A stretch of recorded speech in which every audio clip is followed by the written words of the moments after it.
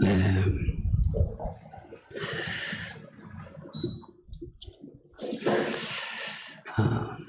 우리가 성령님의 보내심을 따라 나타나는 세 가지 일이 있습니다. 오늘 본문을 통해서 보면 사도행전은 성령의 행전, 사도들의 행적 이렇게 나타나고 있습니다. 그래서 성령님이 앞서 행하시면서 우리를 위해서 행하는데 그 일에는 세 가지의 모습으로 나타난다고 이렇게 설명하고 있습니다. 그래서 오늘 우리 모두에게 본문을 통해서 성령님을 환영하고 또 성령님께서 우리에게 말씀해 주시는 그 소리를 듣는 귀한 시간이 되기를 바랍니다. 그 손흥민 선수의 축구화 하나가 5천만 원까지 간다고 합니다.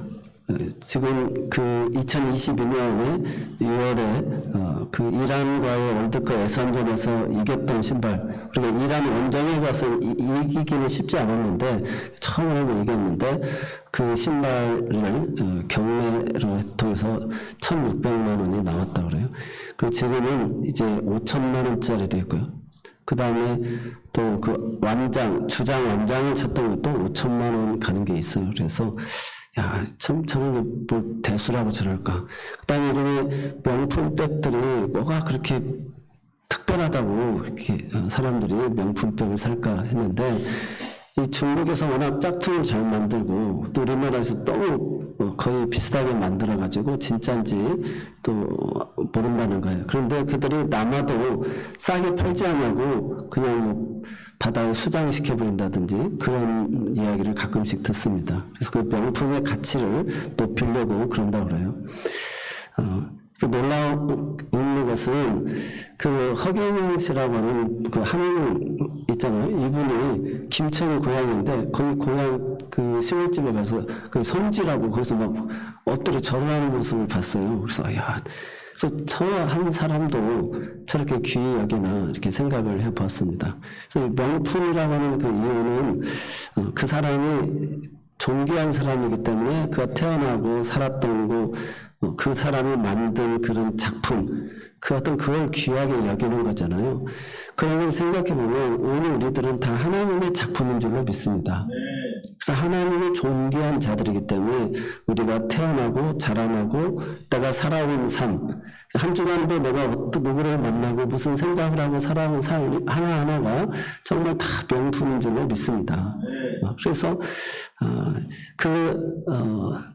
사람의 그 가치를 귀히 여기는 것처럼, 그래서 우리 그 김성환 목사님도 자기가 시골 안동에서 태어났을 때 물고기 잡는 거, 자전거 탄 이야기, 뭐 그 시골교회 섬겼던 이야기도 지금 하나님이 그렇게 높여줘가지고 자기 교회 가면 자기 출생부터 뭐 그런 것을 다 이렇게 만들어 놨다고 그래요. 그래서 야, 그러니까 하나님이 이렇게 존귀 여기시면 그 사람의 가장 하찮았던 것도 기억해 주지 않을 것도 명품이 된다는 것이죠. 그래서 오늘 우리 모두도 더 넓은 의미에서 보면 우리는 하나님의 형상을 입은 존귀한 자들이기 때문에 내가 살아온 그 삶의 한 부분도 다 하나님이 존귀 여기고 귀히 여기시는 줄로 믿습니다. 그래서 우리가 목장 모임을 통하여서 내가 어떻게 살아왔고 어떻게 예수를 믿고 내가 어떻게 결혼하고 또 어떻게 신앙생활에 이 여정을 걸어왔는지를 서로 이야기하고 나눌 때 주님이 이렇게 영광을 받으시는 줄로 믿습니다. 그래서 오늘 우리는 그렇게 존귀한 자들인 줄로 믿습니다. 그래서 나 자신의 삶을 헛되이 여기지 마시고 귀히 여기시기를 바랍니다. 우리는 하나님의 걸작품이잖아요. 온 천하를 주고도 바꿀 수 없는 하나님이 사람의 몸을 입고 이 땅에 오셔서 대신 죽어주신 그런 존귀한 자들이라는 사실을 기억하면서 귀히 여기시기를 바랍니다. 우리가 그런데 현실은 보잘것없다라고 생각하잖아요. 또 오병이의 기적을 한번 보세요. 베세다 광야에서 하나님 말씀만 듣다가 사흘길을 온 거예요. 가다가 죽을 수밖에 없는, 기진하에 죽을 수밖에 없는 그런 위기적 상황이에요. 그런데 주님이 그들을 불쌍히 여기셔서 먹을 것을 가져오라고 하잖아요. 그래서 이 많은 사람은 어떻게 현실적으로 못 먹이죠. 그렇지만 소년의 도시락 하나를 가져다 줄 때 500명씩 100명씩 50명씩 100명씩 자리에 앉히고 축사하신 후에 오병이의 기적이 일어나서 다 먹고도 남았어요. 근데 이왕이 주님 주시려면 기적을 행하시려면 돌을 떡덩어리도 만들 수 있고 또 스테이크를 만들 수도 있는데 왜 그 하찮은 또 물고기 보리떡 5개와 물고기 2마리 그것으로 먹이고 또 이렇게 남겼느냐 이렇게 생각할 수 있습니다. 그러니까 하나님 앞에 이 주님이 우리에게 가르쳐준 기도가 일용할 양식을 위해서 기도하라고 그러잖아요. 시험에 들지 않게 해달라고 기도하라고 그러잖아요. 그래서 하나님이 그 일용할 양식을 먹고 마시고 있는 것을 책임져 주신다는 거예요. 너희는 그의 나라와 의를 구하라고 그랬잖아요. 그래서 이 오병이어는 스테이크보다도 더 존귀한 거다. 하나님께서 이 광야에서 하나님의 말씀을 따라서 찾아오는 성도들을 다 이렇게 먹이시고 입히신 하나님의 약속이 이루어지는 그 사인이라는 것이죠. 그래서 하나님이 저와 우리 인생을 어떻게 보면 이렇게 명품으로 다 만들고 존귀하게 만들어주시고 천사가 다 행위력을 기록하여서 그 상을 하나도 잃지 않도록 하나님 해주시는데 더 놀라운 것은 내 인생이 이렇게 보잘것없는 것 같지만 그 보잘것없는 것 같아도 주님만 믿고 주일을 성수하고 11조 드리고 봉사하고 헌신하고 살아왔음에도 불구하고 오늘 지금까지 우리가 살 수 있게끔 하나님 다른 어떤 경쟁보다도 뒤처지지 않는 그런 은혜를 주신 줄로 믿습니다. 우리가 2월은 호국 부흥회 다루기도 하고 또 우리나라를 위해서 헌신하는 분들이 얼마나 많습니까? 전쟁이 없고 평화가 있다는 걸 감사하고 또 그런 자연재해 속에서 우리나라가 이렇게 안전하게 지킬 수 있는 것이 감사하고 교통체계라든지 모든 것이 이루어지는 것을 볼 때 얼마나 감사합니까? 그래서 하나님을 경외하고 섬긴 것 복음이 이 땅에 들어와가지고 우리에게 주신 가장 큰 은혜 중에 은혜인 줄로 믿습니다. 그래서 오늘 아기들이 막 이렇게 몸짓을 해요. 우리 그 손자도 72일인데 막 이제 절대적으로 주관적이더라고요. 다른 사람은 절대 안 예뻐하시더라고요. 그래서 결코 그 부모들, 관계된 사람들만 주관적인 기쁨이에요. 그런데도 옹알이 한다고 막 손짓을 하고 막 발짓을 하고 막 뭔가 제스처를 취하는 것 같아요. 근데 저렇게 한다고 일어나지도 못하고 목도 좀 들었다가 떨어뜨리고 그런데도 불구하고 그런 몸짓 이런 작은 거 하나하나가 결국은 말하게 하고 서게 한다는 것이죠. 오늘 우리가 하나님의 뜻을 쫓아서 성령의 소리를 듣고 순종하려고 나아가는 이런 사랑의 몸짓들이 어느 순간에 예수님만을 바라보고 가던 그 길이 내가 주님 바라보고 간 길이 정말 제자의 길이 되어진다는 것이죠. 부모로 장례 치르고 오고 인사하고 오고 그게 아니라 주님만 따라온 이 길이 어느덧 바라게 표대 되신 예수를 바라보고 우리의 일생이 이렇게 살아오게 된 것이죠. 그런 것처럼 주님이 잘했다 칭찬받는 그런 인생으로 만들어주신 줄로 믿습니다. 그래서 우리의 인생이 대기만성이 다 하나님이 경쟁력 있게 만들어주셨다는 것입니다. 그래서 주 안에 있는 나 이렇게 얘기하는 것이 편하고 하나님 말씀 안에서 살아가는 것이 편안한 것 이것이 성령님이 우리를 인도하여 주신 이끌어 주신 우리의 삶인 줄로 믿습니다. 존 버넌이 쓴 철로 역정을 보면 주인공 크리스천이 어떤 집에 들어갑니다. 방이 온통 먼지로 가득해. 그러니까 어떤 하녀가 막 와가지고 빗자루로 막 씁니다. 쓸고 담을수록 계속 그 집에서는 방 안에서 먼지가 계속 나는 거예요. 그러다가 쓸다 지쳐가지고 하녀가 빗자루를 던지고 나가버립니다. 그때 또 다른 그 하녀가 들어와가지고 이 사람은 빗자루로 방을 쓸지 않냐고 그 상태를 보고 물을 뿌리기 시작합니다. 그래서 물로 청소를 가득 뿌렸더니 먼지도 안 나고 깨끗하게 방이 청소가 되어집니다. 그래서 이 장면은 바로 방은 사람의 마음이고 먼지는 죄로 덮여있는 인간의 모습을 어떤 사람이 이렇게 설명을 해줍니다.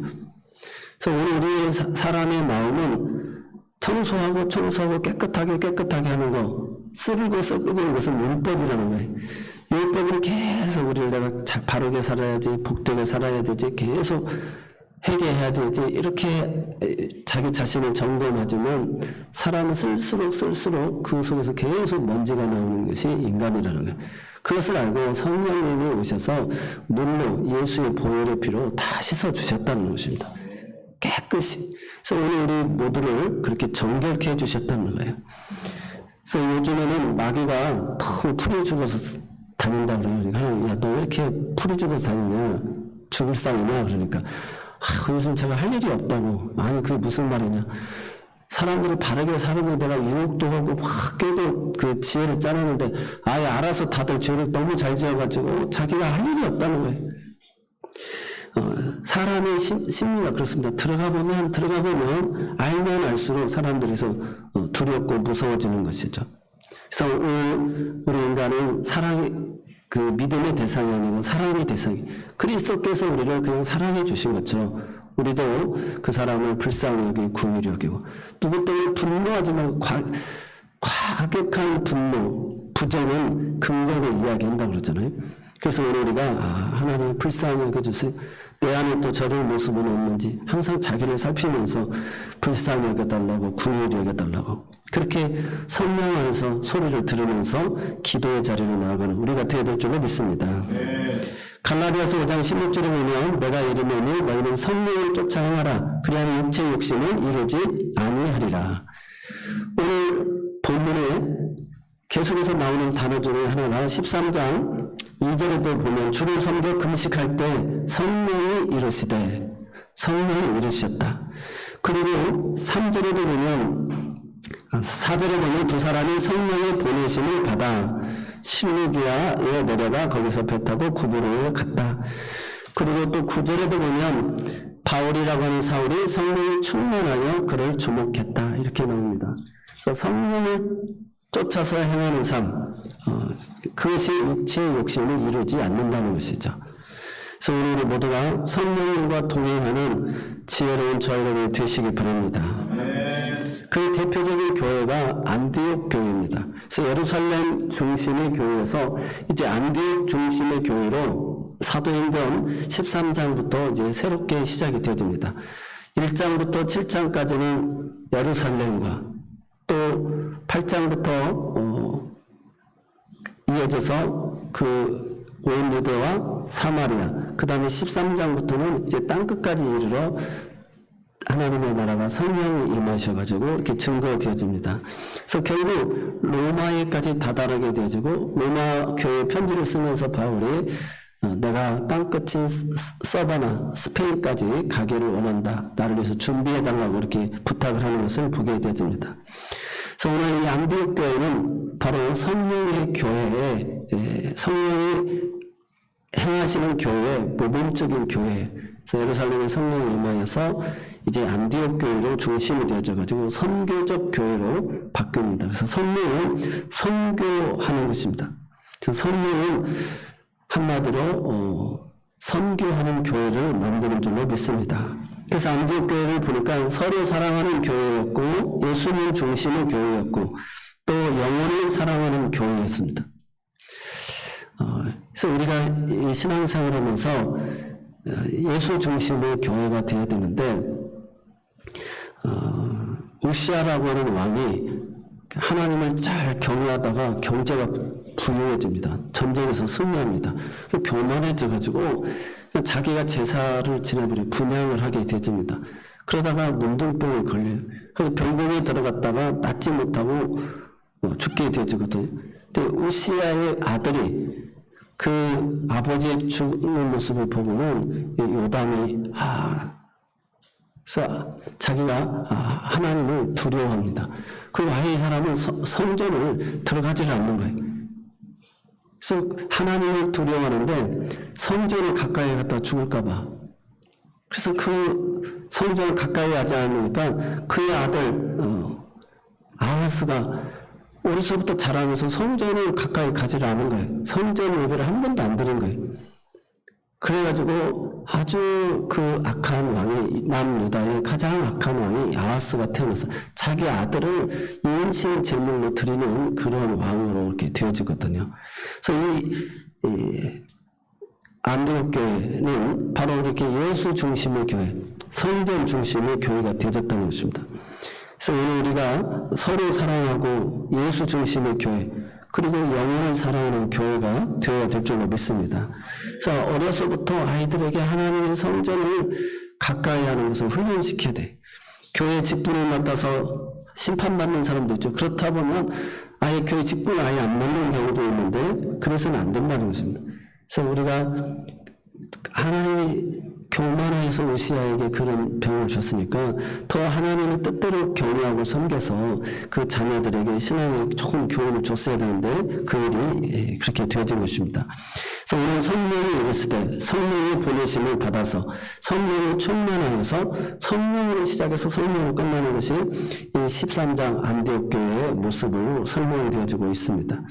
그래서 오늘 교회가 탄생되고 또 성령이 임하셨고 또 성령이 오늘 하나님의 사람들의 마음을 움직여서 오늘 여기 주님의 몸된 교회 서로 사랑하면서 예수 중심의 성전 중심의 교회를 이루게 하시고 오늘 우리 모두를 그렇게 영혼 사랑하는 교회로 만들어 주신 줄로 믿습니다.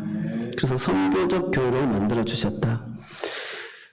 구체적으로 성령님의 지시를 따라서 행한 이 안디옥 교회는 세 가지 일을 하는 것을 나타내는데 오늘 사람을 세우는 일을 첫 번째로 했습니다.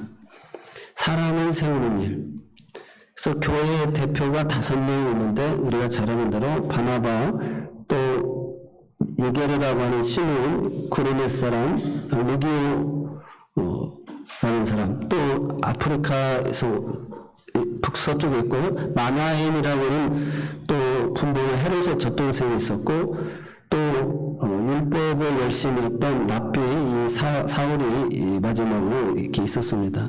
그래서 안디옥 교회는 그 지도자들의 구성원을 보니까 인종적으로, 사회적으로, 학벌적으로, 종교적으로, 지역적으로 이렇게 다양성 속에서 이루어진 교회가 안디옥 교회다.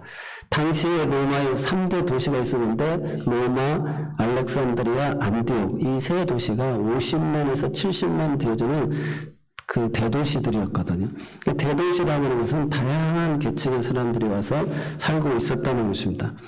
그런 가운데서 정말 우리가 지금으로 말하면 진보, 보수, 따뜻한 보수, 온건한 진보 이런 어떤 꼴통 보수라고 하는 사람들까지도 다 다양한 사람들, 기장 출신, 애정 출신, 감리교, 성결교 다양한 사람들이 어려서부터 자라서 그런 교회 속에서 자랐기 때문에 또 지역이 이렇게 만들어지면서 천안이라고 하는 그 본토는 25%밖에 되지 않는 75%가 다 외지에서 오신 사람들로 이렇게 형성이 되어졌다는 것입니다. 그래서 정말 그래서 이 안디옥 교회는 그런 선교적 이방의 빛이 되게 해서 바울을 하나님이 세우셔서 세운 교회인데 바나바를 통해서 세우고 그 바울이 초청이 되어지고 그래서 1년 동안 가르치고 선교하여서 그리스도의 제자가 다 되게 해서 그리스도인이라는 소리를 비로소 듣게 되어진 교회가 이 안디옥 교회입니다.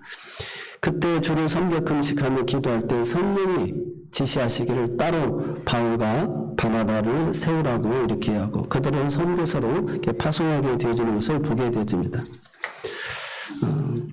오늘 한국교회에 자랑스러운 전통이 있는데 그것은 양반과 쌍놈이 철저하게 구분됐던 나라가 어떻게 1885년 복음이 들어오고 그것이 다 사라질 수 있었느냐. 한국 교회사를 통해서 보면 막패 선교사가 서울에 학교를 세웁니다. 그래서 양반 쌍놈들이 그 받는 그 학교에 다 같이 어울려서 다니는 거예요. 거기에 박동렬이라고 하는 어떻게 보면 백정의 아들이 다녔는데 장티푸스에 걸려가지고 시름시름 죽어갑니다. 그때 자기 친구 에비스라고 하는 선교사에게 연락을 해가지고 그가 당시 고종 황제의 시의원이었거든. 그런데 황제 시의원이 그걸 장비를 챙기고 나와서 이 학교에까지 와가지고 백정의 아들을 고치러 온 모습을 한번 상상을 해보세요. 그 당시에는 정말 상상을 초월할 수 없는 일이죠. 그래서 백정의 아들을 고치게 되어집니다. 이 일로 인해서 그 박동렬의 그 집안 가족들이 다 예수를 믿게 되어집니다. 그래서 나중에 이 박동렬이 1907년 세브란스에 졸업하게 되어지고 한국인 최초 의사가 되어줍니다. 그 아버지는 축복을 받아서 사업가가 되고 장로님이 되시고 철저하게 사람을 차별하던 그 시대에 정말 한국교회 자랑스러운 전통을 이 복음이 성령이 들어와 가지고 그런 인종과 그런 문화와 환경 이런 모든 것을 다 초월해 가지고 성령을 해서 그 다양성 속에 하나가 되게 하여 주신 줄로 믿습니다.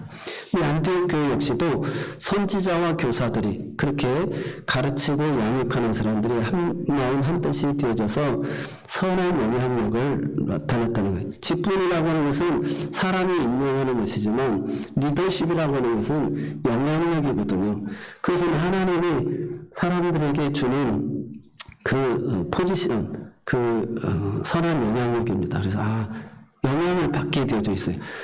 그래서 교회를 어떻게 등록하는가 봤더니 사람들이 교회를 어떻게 섬기는가를 보고 등록을 하더라는 거예요. 어차피 초신자는 설교 말씀을 해도 무슨 말씀인지 성경에 있는지 잘 모르고 찬양대가 찬양을 해도 저 찬양이 어떤 찬양인지 잘 모른다는 거예요.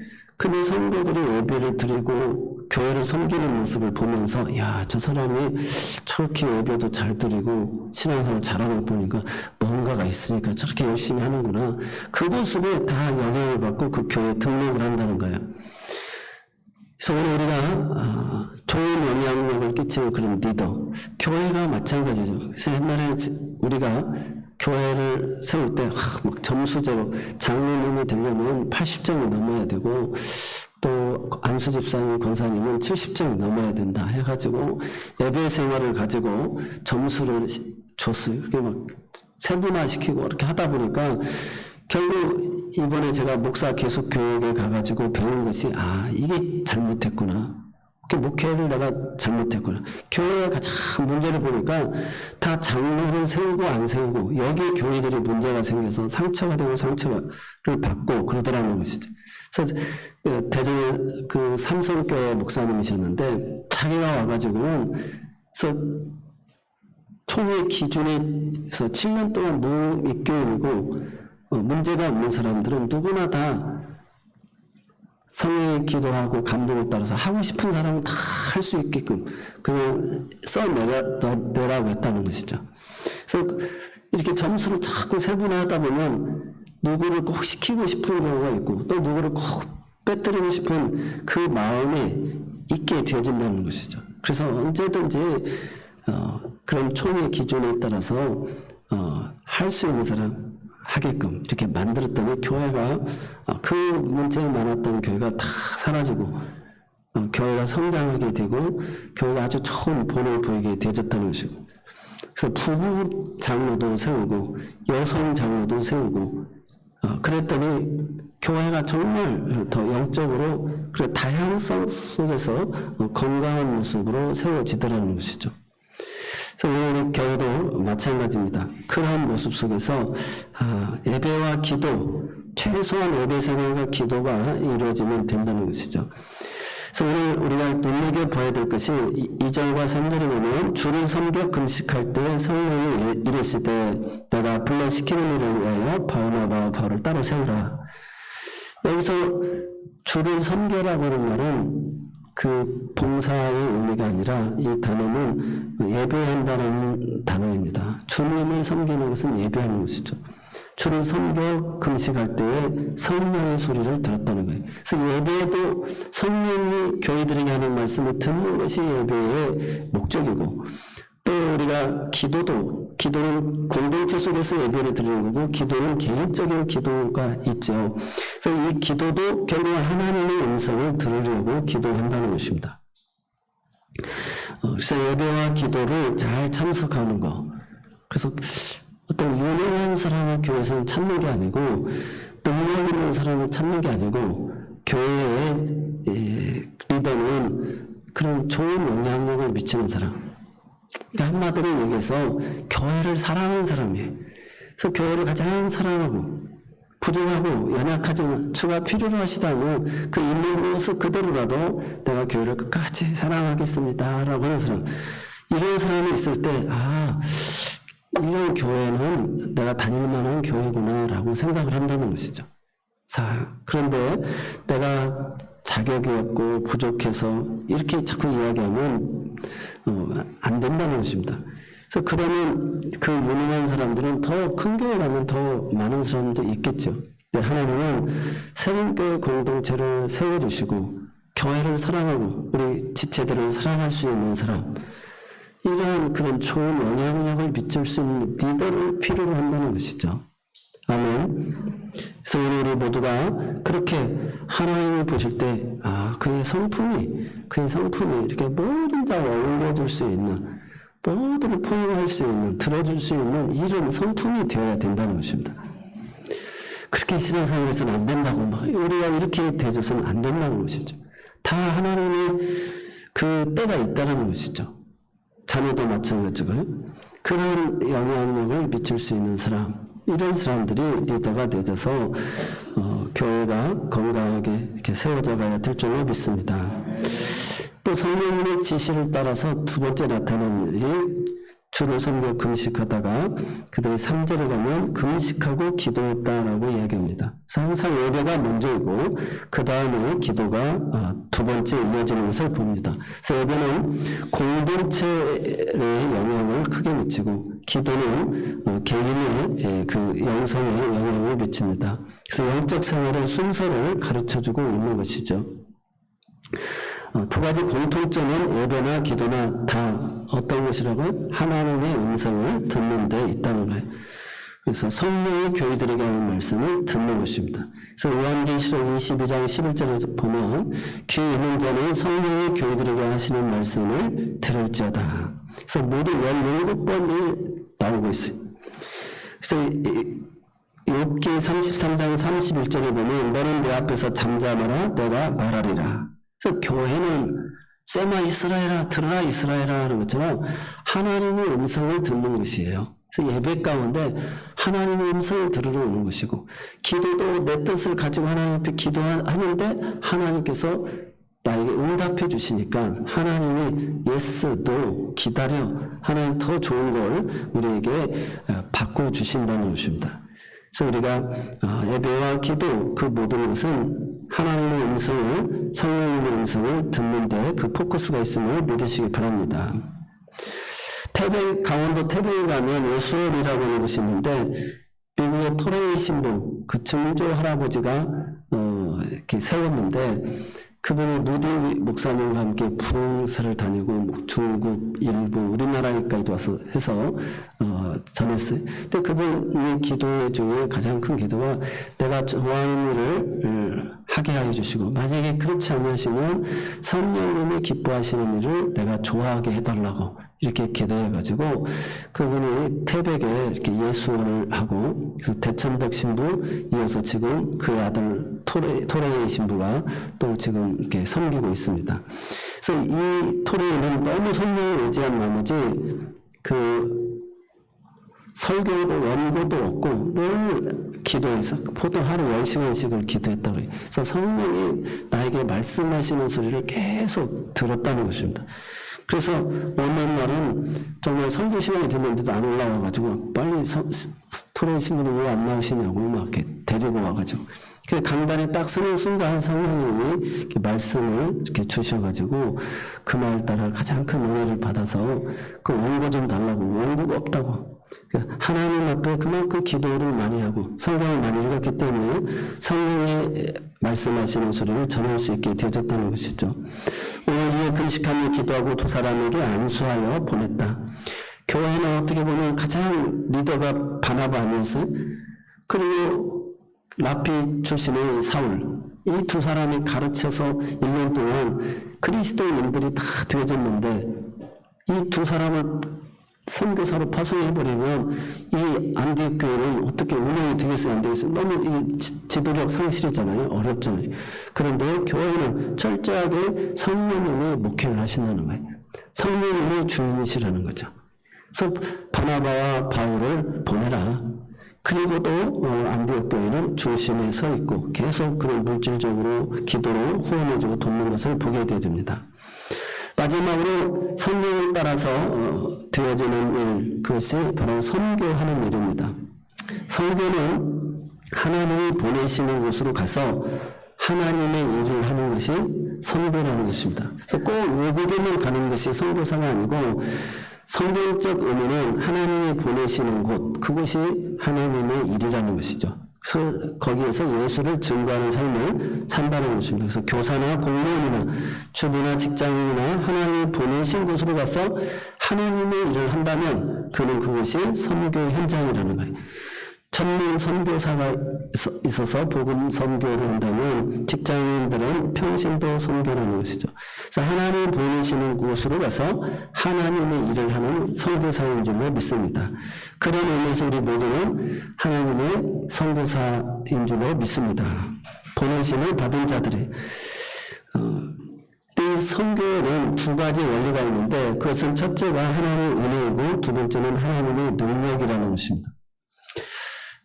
오늘 본문에 우리가 잘 아는 대로 바울이 바나바와 함께 선교를 떠나는데 마가 요한을 예루살렘에서 같이 데리고 왔잖아요. 그래서 같이 동행을 해서 살라미에 이르게 되어집니다. 그래서 구부르라고 하는 섬인데 제주도의 3배 정도 크다고 그래요.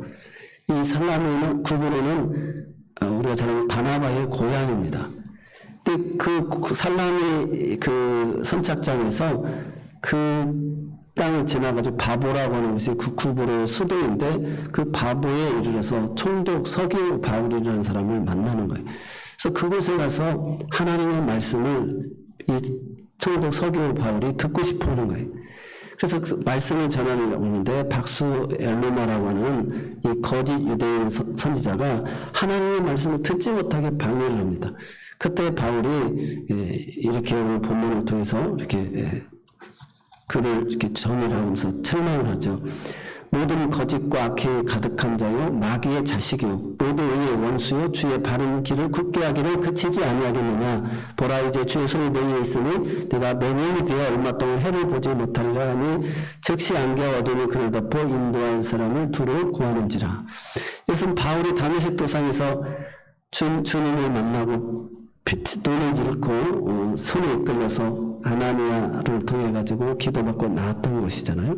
그대로 자기가 받은 대로 그 사람에게도 자기도 그런 핍박자였는데 거짓 유대인 이 마술사에게 이렇게 선포합니다.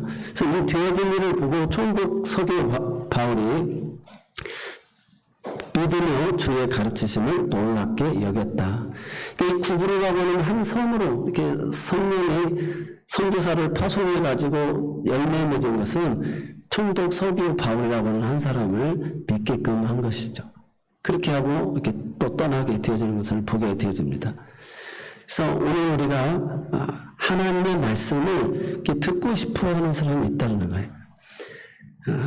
나중에 13장 부분에 보면 또 피시디 안디옥에서도 말씀을 이방인들에게 전합니다. 그 소식을 말씀을 듣고 기뻐하여서 찬송하며 영생을 주시기로 작정된 자는 다 믿더라라고 이야기하고 있습니다. 그러니까 하나님이 택하신 자녀들이 다 있다는 것입니다. 그래서 하나님의 말씀 듣는 것을 기뻐하고 또 이건 영적 싸움이 첫 번째 선교의 현장인데 영적 싸움으로 이렇게 방해가 일어나니까 성령의 주의 손에 임하여서 바울이 성령에 충만해가지고 내 눈이 멀지어다 이렇게 이야기한 거예요. 만약에 눈이 안 멀어 그랬으면 어떻게 되겠어요? 그 총독 서기오 바울이 뭐야 저 사람 이렇게 그러잖아요. 난처한 상황이잖아요. 근데 성령이 충만하니까 바울이 그 눈이 멀 줄을 믿었다는 것이죠. 오늘 이렇게 선교는 그럼 하나님의 은혜와 하나님의 성령의 능력으로 이렇게 나타난다. 그래서 영적 싸움이기 때문에 그런 하나님의 능력이 나타날 때 이렇게 전도의 열매가 맺어지게 되어지는 것을 보게 되어집니다. 그래서 우리가 기도로 준비하고, 그래서 우리 새로운 교회가 탄생이 되어지고 얼마나 그 방해가 많이 있었어요. 그런데 하나님께서 역사하셔서 그 영적 싸움에서 승리하고 오늘의 이르기까지 인도된 줄로 믿습니다. 저와 여러분이 신앙생활 하게 된 것도 다 그런 인도하심이 있어요. 제가 고창에서 목회할 때도 새벽기도 나오려고 하면 그 시골 동네 얼마나 무섭습니까? 그럼 막 옆에서 막 어둠이 팍 찾아오고 권사님들이 고백하는 거예요. 막 그 뒤에서 뭐가 달려오는 것 같고 머리빨이 팍팍 선다는 거예요. 그래도 믿음을 가지고 나와서 기도하니까 나중에 그것들이 사라졌다고 그래요. 우리가 하나님을 예배하고 하나님 말씀을 자꾸 들으려고 하면 영적으로 방해를 합니다. 그때 우리가 믿음으로 이겨내야 될 줄로 믿습니다. 마태복음 18장에 보면 탕감받는 비유가 나옵니다. 그래서 1만 달란트의 빚을 진 사람이 도저히 갚을 수가 없어요. 그 주인이 불쌍하게 해가지고 탕감해 줍니다. 지금 돈으로 말하면 예를 들어서 10억 정도가 되집니다. 당신 평생 못 갚을 돈인데 갚아주겠다고 10억을 갚아줘요. 그래 나오자마자 자기에게 친구가 있는데 1,000만 원 빌려가지고 갚지 않은 친구를 만난 거예요. 너 돈 1,000만 원 왜 안 갚냐고 그러면서 그 사람을 그냥 감옥에 넣어버립니다. 그래서 그 친구들이 보고 이런 악한 놈이 있나? 저는 10억을 탕감받은 놈이 1,000만 원 그것도 나중에 주겠다고 하는데 감옥에 넣었다고. 우리 이 말씀을 보고 우리 한국교회 성도들이 말씀을 듣고 얼마나 감동을 받았는지 한국교회사에 보면 이런 일화가 있습니다. 1900년대 경기도 강화에서 일어난 일인데 강화 호미 마을에 종수민이라고 하는 교인이 있었어요. 이 사람이 부자여가지고 돈을 다 빌려다가 쓰지 않는 사람이 그 지역에 없었다고 합니다. 근데 마태복음 18장 탕감 비유를 읽고 나는 영원히 지워지지 않는 그 죗값으로 죽을 수밖에 없었는데 예수님이 다 탕감해 줬다는 그 은혜를 깨닫고 자기에게 빚을 지어간 사람들을 향해서 다 불러 모읍니다. 그러니까 이 종수들이 또 빚독촉하는 거하고 사람들이 불안한 마음으로 모여듭니다. 그때 오늘 이 말씀에 나온 악한 종이 바로 납니다. 내가 주님의 은혜를 1만 달란트를 받았는데 여러분이 뒷거릴 만한 돈을 빌려주고 그들을 안 갚는다고 악한 짓을 했습니다. 나는 죄인입니다. 천국에 들어가지 못할 분명한 죄인입니다. 라고 하면서 그 빚을 다 탕감해 준다고 그 문서를 다 태워버렸다는 것이죠. 내 소유를 팔아 가난한 자들을 주고 나를 따라 마태복음 19장 21절에 말씀합니다. 교회와 혼납하고 안내와 함께 개나리 붓짐을 짊어지고 전도여행의 종수들이 떠나서 강화도, 성로, 주문, 옹진 등의 선부를 돌면서 수십 개의 교회를 세우고 가난한 전도자로 생을 마칩니다. 그는 선교사도 아니고 목사도 아닙니다. 그럼에도 불구하고 그런 주님의 은혜를 자신의 나름대로 그 빛을 갚는 마음으로 강화 지역에 살아서 정말 위대한 선교사가 되었다는 것입니다. 또 1900년 이전에도 우리나라에서 이 복음이 정말 이방 땅에 들어와가지고 얼마나 큰 영향을 미쳤는지 김씨라는 부인이 평양에 살고 있었는데 자식이 없어서 혼자 살고 재물에는 좀 여유가 있어서 복삼이라고 하는 여종을 데리고 살았다고 합니다. 그러다가 이 마태복음 18장 18절 진실로 너에게 이르노니 무엇이든지 너희가 땅에서 내면 하늘에서 내릴 것이요 무엇이든 땅에서 풀면 하늘에서도 풀리다라고 이 말씀을 묵상하면서 큰 감동이 왔습니다. 그래서 그가 교인들을 다 초청하고 그 복선이를 불러가지고 이렇게 이 땅에서 매년 하늘에서 보니 내가 종을 계속 묶어놓고 살았습니다. 내가 이 자리에서 이 종을 풉니다. 그래서 너는 이제 자유하다 가라고. 그러니까 이 복선이가 많이 나는 갈 데가 없습니다. 나는 계속 이곳에 머물고 싶습니다라고 하니까 그를 양녀로 삼아가지고 나중에 그 재산을 다 상속받게 되어집니다. 그러면서 그가 이것은 그 주님으로부터 은혜의 선물이다고 그것을 하나님의 성전에 다 바치게 됩니다. 그래서 그 성전이 그 바쳐진 제물로 평양신학교 그 땅을 사게 되어지고 세워져서 수많은 종들을 또 세우게 되어졌다는 것입니다. 그래서 영혼의 요람이 되어졌다는 것이죠. 그래서 은혜는 바로 이렇게 선교의 시작인데 1만 달러 탕감의 빚을 진 자의 그런 은혜 그리고 이 하나님의 말씀을 성령을 따라서 나에게 깨닫게 해주시니까 그 말씀을 실천하여서 정말 이 땅에서 매인 것을 다 풀어줌으로 하늘에서도 자기가 풀리게 되는 그런 은혜. 그래서 오늘 이 성령을 따라 나타난 세 가지 일은 이렇게 사람을 세 사람, 교회 지도자급인 세 사람을 두 사람을 이렇게 세우고 또 또 이렇게 섬겨 금식하며 기도해서 내 뜻이 아닌 하나님의 음성을 들으려고 했던 그 기도의 모습. 세 번째로 이렇게 선교적 그 은혜를 갖고자 하는 마음을 가질 때 놀라운 그런 하나님의 열매가 맺어진 줄로 믿습니다. 오늘 영적인 싸움입니다. 선교는. 그래서 우리가 하나님의 말씀대로 내가 순종하고 살아가게 될 때 원수 마귀는 무너지는 거예요. 그래서 마귀 사탄은 예수님을 말씀으로 이기시잖아요. 사단아 물러갈지어다. 사람이 떡으로만 사는 것이 아니라 하나님의 입으로 나오는 말씀을 산다. 내 하나님을 시험하지 말라. 다만 경배할 분은 하나님 한 분뿐이시니라. 그래서 오늘 우리가 하나님이 성령의 교회들에게 하는 말씀을 듣고 순종하고 결단해서 그런 영적 싸움에서 승리해서 온 가족이 그리스도의 품 안에 돌아오고 하나님 나라가 확장되어지고 오늘 우리가 궁극적인 선교의 열매가 예배자로 다 세우는 것인 줄로 믿습니다. 주를 섬겨 금식하면서 나중에 기도하는 거잖아요. 그래서 결국 선교의 목적은 그 이방 어두운 땅 사람들로 하여금 예배하게끔 만들었다는 거죠. 이 대한민국 땅에 이렇게 하나님을 온전히 예배하게 되어지니까 대한민국이 복을 받은 나라가 되어진 줄로 믿고 대한민국에 소망이 있는 줄로 믿습니다. 기도하겠습니다. 하나님 감사합니다.